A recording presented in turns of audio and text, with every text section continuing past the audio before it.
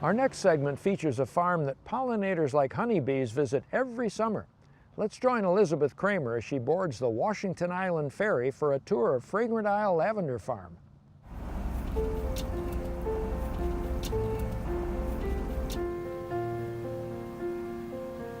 Washington Island is such a precious place that it reminds me of the precious time of my childhood, really. Well, it's not exactly similar to Provence, but it has the same blue sky is like what Provence is to me. It's what I remember for Provence. Is the blue skies, basically the quaintness of it, the quietness of it.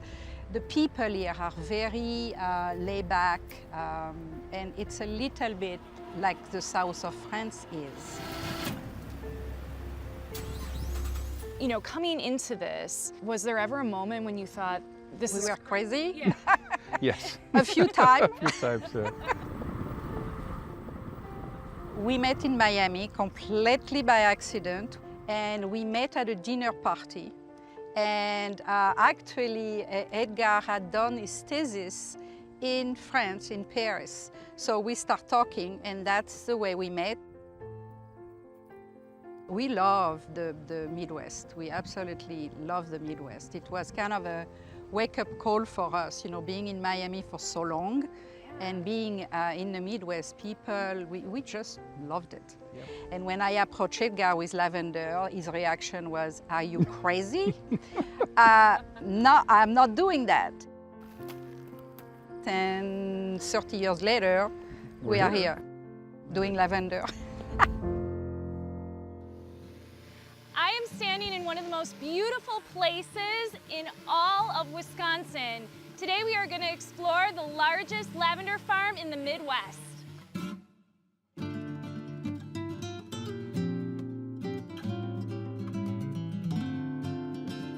It so happens that Washington Island is part of what was left by the glaciers here, so the Niagara Escarpment. So the soil here is very poor. However, we're sitting on a pocket of very sandy loam type soil which drains very fast, and that is perfect for lavender. And the weather factor, the fact that we're in a very cold part of the country, plays a big role, but we actually have equipment and materials that we use to protect the plants during the winter time. The plant itself is actually an edible herb. It's part of the mint family, so like all the oreganos, thyme, rosemaries, they're in the same family as lavender, and they're used for cooking. You can grind them, you can steep them, you can use the oils. It's totally edible, and plus it's got the aromatherapy properties. The basic of lavender, what people know lavender for, it's basically relaxation, but it has way more to that. It's an antiseptic, it's a normal antiseptic.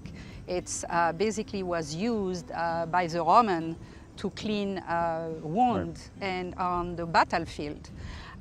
It's a product that you can ingest, and it has a relaxing effect on your digestive system. We are teaching people that you can cook with lavender. Yeah. This is something which is very popular in the south of France or the Mediterranean area. In this part of the country, I think it's something new.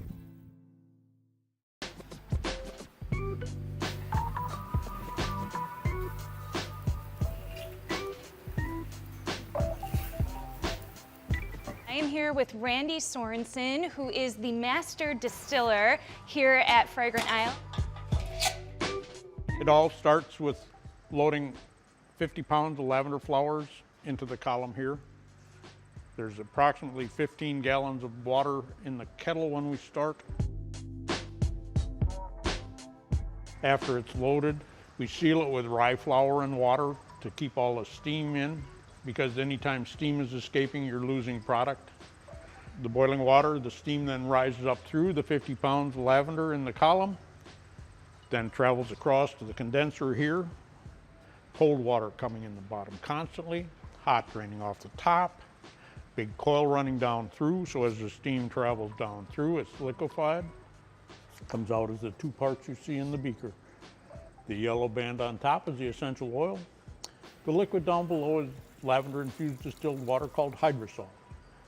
The hydrosol is used for linen sprays, room fresheners. Get about 3 gallons of that out of 50 pounds. We get about 8 to 12 ounces of the essential oil. We're becoming such a destination in Door County is bringing a lot more people into the island that are using the other businesses. So there is a ricochet effect that is taking place, and I think it's great. I think everybody here on the island appreciates that, and they are very supportive of the project. Last fall, because of the heady aroma of Fragrant Isle's lavender, Washington Island was featured in an Expedia article as one of the nation's 10 smelliest cities. Too bad we don't have smell-o-vision so you could catch a whiff. And by the way, Milwaukee was also on that list, for its beer, of course. To learn more about Fragrant Isle and this week's other segments, visit the Milwaukee PBS Facebook page or log on to milwaukeepbs.org and click on Outdoor Wisconsin. Well, next time, Jeff Kelm tags monarch butterflies, Tracy Newman visits Sheboygan's new skate park, and I'll take you kayak fishing on the Pine River. Saying goodbye from Elm Grove's Village Park, I'm Dan Small. Join us again next week for Outdoor Wisconsin. Flash of a whitetail moving through the pine. Long bell of the owl in the evening. Loon on the lake, a muskie on the line.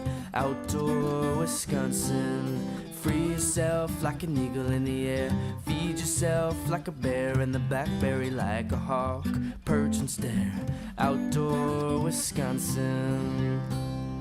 When the working life is way too much, you're in too deep and out of touch. Lace up your boots, get out of town, or walk in the wild, or sit down and listen.